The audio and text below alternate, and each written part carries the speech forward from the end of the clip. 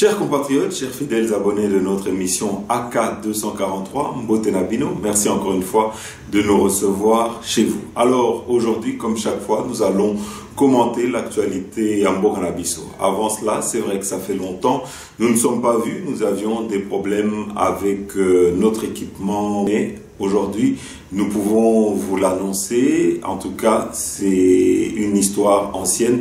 Nous avons pu, grâce à un bienfaiteur, acheter un nouvel équipement. Alors, avant de commencer notre émission pour la Bandeko Oyo qui nous retrouvait pour la première fois, vous devez savoir que ça va prendre du temps pour que nous puissions encore une fois être référencés par YouTube. Alors, pour la Bandeko qui nous découvrait ou qui n'avait pas l'habitude de nous suivre, nous allons vous mettre la vidéo qui indique comment faire pour que quand une de nos émissions est en ligne, vous puissiez directement être averti par YouTube. Bolana. Chers compatriotes, vous n'êtes peut-être pas encore membre de la grande famille de tous les abonnés de RDC Source Info. Pas de panique, il n'est pas trop tard. Je vous invite à appuyer sur le bouton abonner.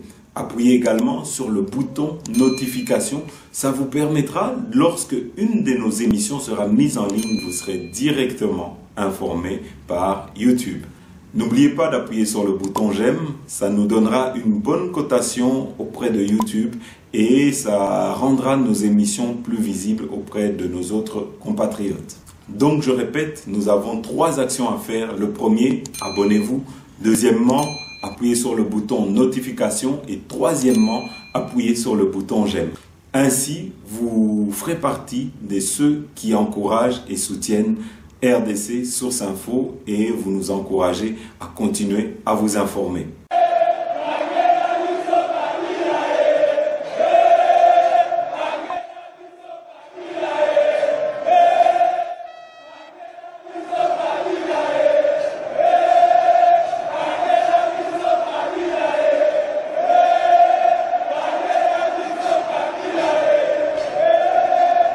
Voilà, chers compatriotes, comme vous venez d'entendre la chanson, c'était le vœu de tous les Congolais.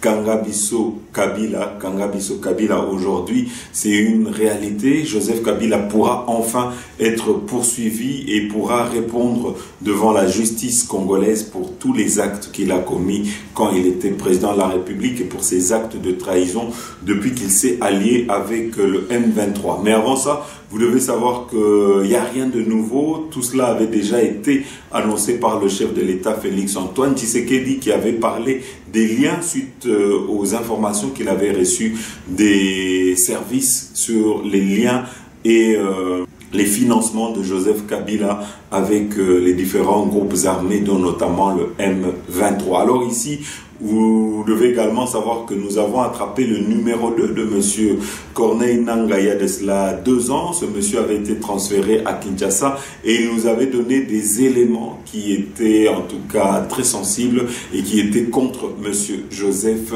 Kabila. Alors ici, nous allons peut-être d'abord vous mettre le vote, comme ça vous allez voir comment tout ça s'est passé. Bolanda. 81, 82, 83, 84, 85, 86, 87, 88.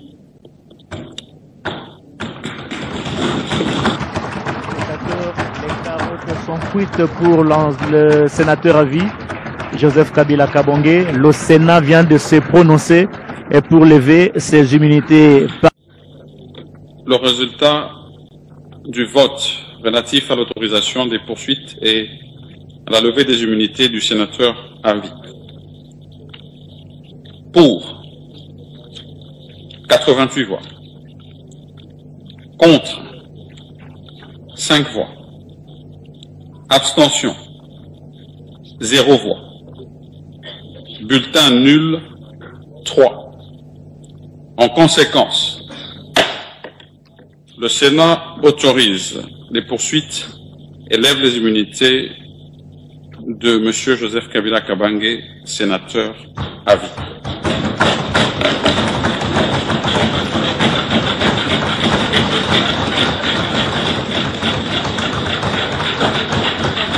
rarement, très chers téléspectateurs. Honorables sénateurs et chers collègues, à présent, je demande à l'honorable rapporteur de donner lecture de la résolution relative au vote que nous venons d'exprimer. Voilà, chers compatriotes, alors que reproche-t-on exactement à M. Joseph Kabila? Nous allons vous mettre cette vidéo, mais vous devez savoir une chose, c'est que vous devez vous souvenir, il y a de cela quelques semaines, il y avait déjà les membres du PPRD qui s'en étaient enorgueillis, qui avaient dit voilà, notre chef est en train de travailler en silence, bientôt il va parler. Et puis il y a eu le porte-parole du PPRD qui avait annoncé que Joseph Kabila devait arriver à Goma. Il y a eu des publications allant dans ce sens de la part de sa porte-parole et de la plupart des membres du PPRD qui annonçaient que Joseph Kabila allait parler depuis Goma. En tout cas, les choses s'étaient précipitées. C'est qu'une fois que nous avons eu ces éléments et que ça a été publié par la presse internationale que M. Joseph Kabila, avec certitude, était à Goma, directement, il y a eu ce que nous pouvons dire la machine de la justice qui s'était mise en route, qui s'était mise en branle. Alors, on n'a pas voulu faire les choses, la justice et le gouvernement n'ont pas voulu faire les choses de manière incohérente. Ils ont attendu qu'on puisse lever d'abord les immunités de Joseph Kabila pour qu'il puisse être poursuivi. Maintenant, il y aura un procès de M. Joseph Kabila et après le procès, vous devez savoir que on va confisquer les biens de Joseph Kabila et certaines personnes, pour rigoler, disaient même que nous allons confisquer également Olive Lembe parce qu'il a trouvé Olive Lembe ici à Kinshasa. Donc Joseph Kabila risque vraiment de tout perdre, et sa femme et les biens immobiliers qu'il a investis ici au Congo. Et vous devez savoir que l'immobilier que M. Joseph Kabila a au Congo est énorme et est estimé à plus de 900 millions de dollars. Et donc voilà un gros pactole qui va revenir au gouvernement congolais, dont notamment Kingakati, GLM et la plupart des biens qui sont disséminés ici et là. Joseph Kabila, n'en parlons pas. Lui, il a carrément boycotté les élections et prépare une insurrection, parce que l'AFC, c'est lui. Donc, dites-moi, je fais quoi? L'AFC collabore avec le Rwanda contre la République démocratique du Congo. Je n'ai absolument pas l'impression que l'opposition qui a pris les armes, qui a fomenté avec le Rwanda ce coup contre la République est dans son bon droit. D'ailleurs, la preuve, c'est que les vrais commanditaires se cachent. Et le vrai commanditaire de cette opposition, c'est mon prédécesseur, c'est Joseph Kabila. Mais il ne l'avoue pas, il n'assume pas ses actions. Voilà. Il y a des gens que je connais qui prenaient souvent contact avec nous. Comme qui? Comme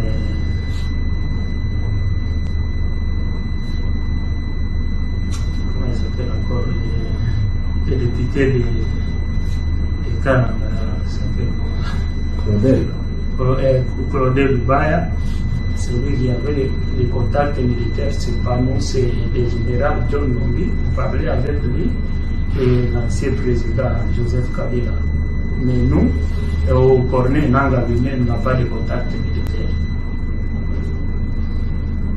Donc, les contacts militaires, c'était John Lumbi.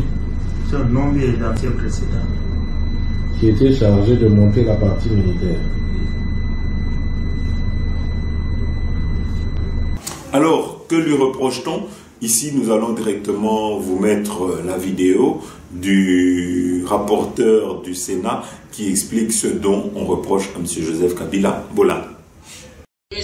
Eric Nkuba a déclaré avoir, le 15 mai 2023, à Kampala, entendu que le sénateur Avi précité converser avec Corneille Nanga. Ils soutenaient au cours de leur entretien que le Rwanda avait un plan visant l'assassinat de son Excellence Félix-Antoine Tshisekedi Tshilombo, président de la République démocratique du Congo. Mais lui avait conseillé au Rwanda la non-exécution du dit plan qui allait faire de la victime un héros national. il fallait plutôt le chasser du pouvoir par un coup d'État. Toujours lors de son interrogatoire, le même Éric Nkouba a déclaré sans peur d'être contredit que le sénateur à vie, Joseph Kabila Kabange, était en contact soutenu avec Corneille Nangaa. Alors que des présomptions graves, précises et concordantes de collaboration avec la coalition AFC-M23 pèsent sur sa personne, le sénateur à vie prénommé a affirmé, en date du 23 février 2025, au cours d'une interview accordée au journal Sunday Times en Afrique du Sud, que le mouvement terroriste AFC M23 représente les aspirations du peuple congolais et que c'est à tort que le gouvernement de la République démocratique du Congo le présente comme un groupe anarchique, une marionnette d'un État sans revendication légitime. Enfin, toujours de l'Afrique du Sud, où il séjourne, le précité a accordé le 18 mars 2025 une interview filmée au cours de laquelle il a exprimé sa volonté de rentrer au pays le 18 avril 2025 par sa partie orientale, plus précisément par Goma, ville sous occupation de l'armée rwandaise, à travers le mouvement terroriste AFC M23. Sa présence dans la ville suisse indiquée est confirmée par plusieurs médias internationaux crédibles, notamment RFI, TV5 Monde, AP News, Reuters, African News, The East African, par les tweets de ses proches collaborateurs, ainsi que par M. Serge Chivens, secrétaire national du Parti du Peuple pour la Reconstruction et le Développement PPRD aussi, au cours d'une interview accordée à TV5 Monde. Fort de ce double soutien, le M23 a commencé à lancer ses attaques contre notre pays, la République démocratique du Congo. Les premières attaques ont abouti, en date du 13 juin 2022, à la prise de la cité de Bunagana. Sur ces entrefaits, la coalition M23 AFC a cédé morts, viols, pillages, destruction et autres actes inhumains à travers la politique. Le chef nous connaît tous. Amen. Et à chaque moment, il sait qui il faut placer à tel endroit. Botika Sondi Sondi.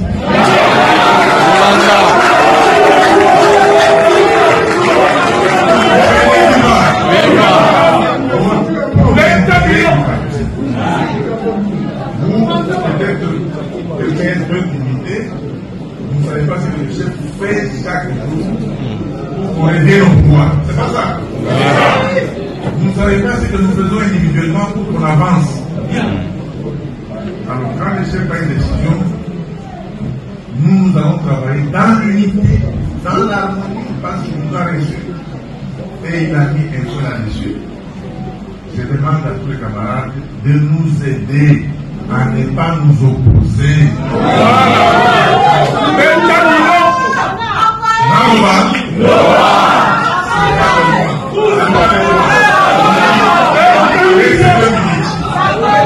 Regardez, le chef a parlé. Dans 3 ou 4 jours, il va encore parler. Il a parlé que c'est tout le monde qui tremble. Tout le monde qui est indépendable. Si vous suivez les réseaux, les autres là, ils ont attaqué le chef parce qu'il a dit la vérité et que la vérité. Mettons-nous ensemble pour travailler. Le message du chef, c'est nous qui devons relayer ça pendant un mois. Parce que lui, il a parlé, il a parlé. Bon, après le jour point de presse, nous devons tout ce que le chef dit. Et vous avez constaté tout ce que nous disons depuis 4 ans.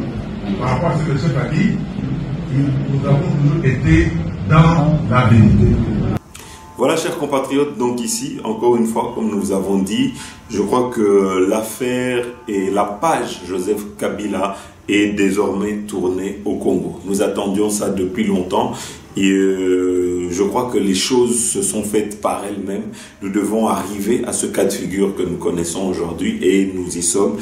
En tout cas, grâce aux erreurs que M. Joseph Kabila a commis lui-même, dans le piège dans lequel lui-même s'est renfermé, parce que le chef de l'État, Félix Antoine Tshisekedi, a été fidèle à sa promesse qui était de protéger l'ancien chef de l'État, de protéger ses biens et sa famille, mais celui-ci s'en est enorgueilli, a cru que le Congo lui appartenait et que quand il voulait prendre le Congo, il pouvait le reprendre par la force en s'alliant avec les ennemis de la République. Aujourd'hui, grâce au deal USA et RDC, vous avez vu, en tout cas, M. Paul Kagame a été stoppé dans ses plans expansionnistes en RDC parce que tout simplement, les États-Unis sont derrière. Les faits lui reprochés sont juridiquement qualifiés comme sûrs. Participation à un mouvement insurrectionnel, article 187 du Code pénal militaire, par ses liens présumés avec le M23/AFC et les conseils fournis à ses dirigeants. Trahison, article 188 du Code pénal militaire, pour le soutien à un projet de renversement des institutions constitutionnelles en collusion avec une puissance étrangère. Participation à des crimes de guerre en raison de l'appui supposé à une organisation armée responsable de violations graves du droit international humanitaire. Statut de Rome, loi numéro 024/2021. S'agissant du caractère direct ou indirect de l'entretien de M. Corneille Nangaa et de la crédibilité du témoin, l'auditeur général a précisé que le témoin, M. Éric Nkuba, cofondateur de l'AFC, a assisté en personne à l'échange téléphonique entre le sénateur à vie et Corneille Nangaa à Kampala. Son témoignage a été jugé crédible et constant, notamment car recueilli également par la Cour pénale internationale. L'auditeur a affirmé sa confiance dans l'intégrité du témoin. En ce qui concerne la présence du sénateur à vie à Goma, outre les médias internationaux, l'auditeur général s'est référé aux déclarations publiques du secrétaire exécutif du PPRD, M. Serge Tchibens, sur TV5 Monde, confirmant cette présence. Il a indiqué détenir des preuves supplémentaires en rapport avec sa présence à Goma, mais lesquelles sont couvertes par le secret de l'instruction. Pour ce qui est des déplacements du sénateur à vie dans les pays hostiles et du financement du M23/AFC, l'auditeur général a affirmé que des investigations sur les flux financiers sont en cours. Toutefois, le contenu reste couvert par le secret de l'instruction. Ici, Toleki directement na deuxième point, na biso, pour na bandeko oyo, pour éviter, il y a l'affaire de Monsieur Constant Mutamba. Alors, je vais peut-être vous lire pour que nous puissions aller plus rapidement et vous allez comprendre qu'il y a une machination derrière le cas et les attaques de Monsieur Constant Mutamba. Alors ici, il y a une enquête que nous avons menée et nous allons peut-être vous lire les conclusions de cette enquête. Suivez mon regard. Hier encore, le pays a été témoin d'une série d'agitations au Parlement et ailleurs. Nous avons entendu déjà M. Vital Kamerhe qui disait « il doit démissionner » et vous savez que tout ceci visant à ternir l'image de Constant Mutamba, actuel ministre de la Justice. Face à tant de bruit, il m'a semblé nécessaire d'enquêter. J'y ai consacré 2 jours et ce qui ressort des informations en ma possession est sans équivoque. Mutamba dérange, il dérange un certain système, un réseau bien connu dans les cercles du pouvoir, souvent qualifié à juste titre de mafia politique. La manœuvre est classique, fabriquer un faux scandale pour discréditer un homme. Cette fois, on parle d'un détournement présumé de 19 millions de dollars. Document à l'appui, dit-on. Or, après vérification, le ministre des Finances n'a jamais débloqué cette somme. Le dossier est creux, mais il est lancé. Objectif, salir, affaiblir, neutraliser. Pourquoi? Parce que Mutamba est perçu comme une menace. Et dans cette stratégie, les commanditaires n'en sont pas à leur premier coup. Il s'agirait encore une fois d'empêcher un ministre qui dérange de figurer dans le prochain remaniement. Mais, interrogeons-nous. Depuis que Mvonde est procureur général, quel progrès réel a-t-on observé dans notre justice? La justice congolaise va-t-elle mieux ou bien les mêmes pratiques opaques, les règlements de comptes hérités de l'ère Kabila continuent-ils de dominer? Soyons lucides, je ne dis pas que Mutamba est un saint, mais je connais les méthodes de ses officines. Souvenez-vous de Didier Chioyo, accusé à tort de détournement, traîné dans la boue avec des vieilles vidéos de jeunesse sorties de leur contexte. L'objectif était le même, frapper l'opinion, affaiblir un homme, atteindre le président. Encore une fois, les mêmes mains s'agitent dans l'ombre. Ouvrons les yeux, les deux, et restons vigilants.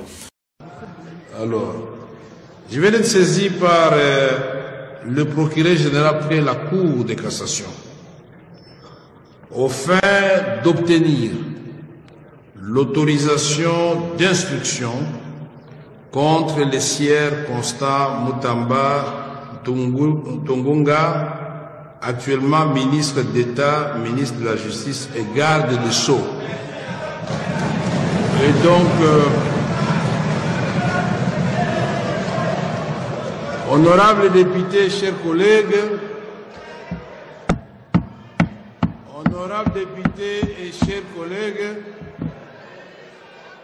je vais demander au...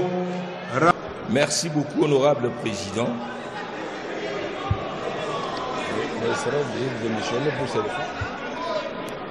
Voilà en tout cas ce que nous avons pu mener comme enquête concernant le dossier de monsieur Constant Mutamba. Et donc ici, nous appelons le peuple congolais à beaucoup de vigilance concernant ce dossier-là. Alors, Totsilisi Sikoyo, émission Nabiso avec le troisième et dernier point, l'affaire Matata Mponyo. Vous devez savoir que Matata Mponyo a été condamné à 10 ans de réclusion pour le détournement de Bukanga Lonzo. Ici, nous allons vous mettre la vidéo, mais nous étions les premiers à vous annoncer depuis hier matin et beaucoup nous avaient remis en doute nos écrits. Nous avons dit que M.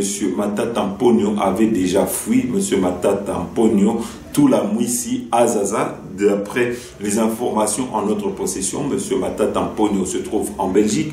Tout cela s'est passé via Brazzaville avant d'embarquer dans un canot rapide. M.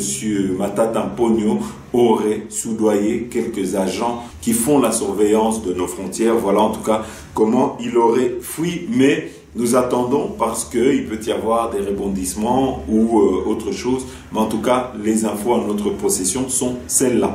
La Cour constitutionnelle siégeant en matière répressive en premier et dernier ressort. Le ministère public entendu en ces réquisitions. Dit irrecevable la requête en réouverture des débats introduite par les prévenus Globler Christo Stéphanous. Reçoit les déclinatoires des compétences soulevées par les prévenus Matata Ponyo Mapon Augustin et Globler Christo Stéphanous, mais les dit non fondées. En conséquence, le rejette et se déclare compétente. Reçoit, mais dit non fondées, les fins de non-recevoir tirées de l'irrécevabilité de l'action mue par le ministère public, soulevée par le prévenu Matata Ponyo Mapon Augustin, en conséquence, les rejette. Dit établi en fait comme en droit l'infraction de détournement des deniers publics portant sur la somme de 156 849 413 dollars américains mise à charge des prévenus Matata Ponyo Mapon Augustin et Globler Christo Stéphanous condamne chacun à 5 ans de travaux forcés. Dit établi en fait comme en droit l'infraction de détournement de la somme de 89 millions de dollars américains mise à charge des prévenus Matata Ponyo Mapon Augustin et Mutombo Mwananyembo Deogracias, et en conséquence, condamne chacun à 5 ans de travaux forcés. Dit que les 2 infractions de détournement des deniers publics commises par les prévenus Matata Ponyo Mapon Augustin sont en concours matériel. Le condamne de ce chef à une peine cumulée de 10 ans de travaux forcés. En outre, prononce les peines complémentaires ci-après. L'interdiction pour 5 ans, après exécution de la peine principale, du droit de vote et du droit d'éligibilité en ce qui concerne les prévenus Matata Ponyo Mapon Augustin et Mutombo Mwananyembo Deogracias. L'interdiction d'accès aux fonctions publiques et para-étatiques, quel qu'en soit l'échelon à charge des mêmes prévenus Matata Ponyo Mapon Augustin et Mutombo Mwananyembo Deogracias. La privation du droit à la condamnation et à la libération conditionnelle et à la réhabilitation à charge des prévenus Matata Ponyo Mapon Augustin et Mutombo Mwananyembo Deogracias. L'expulsion définitive du territoire de la République démocratique du Congo après l'exécution de la peine à charge du prévenu Globler Christos Stéphanous ordonne la confiscation des biens au prorata de la somme. Au prorata de la somme détournée de 158 849 413 $ américains pour les prévenus Matata Ponyo Mapon Augustin et Globler Christos Stéphanous et 89 millions de dollars américains pour les prévenus Matata Ponyo Mapon Augustin et Mutombo Mwananyembo Deogracias. Voilà, chers compatriotes, c'est la fin de notre émission. Merci na bino nosotu oibolanda kibiso. À très bientôt.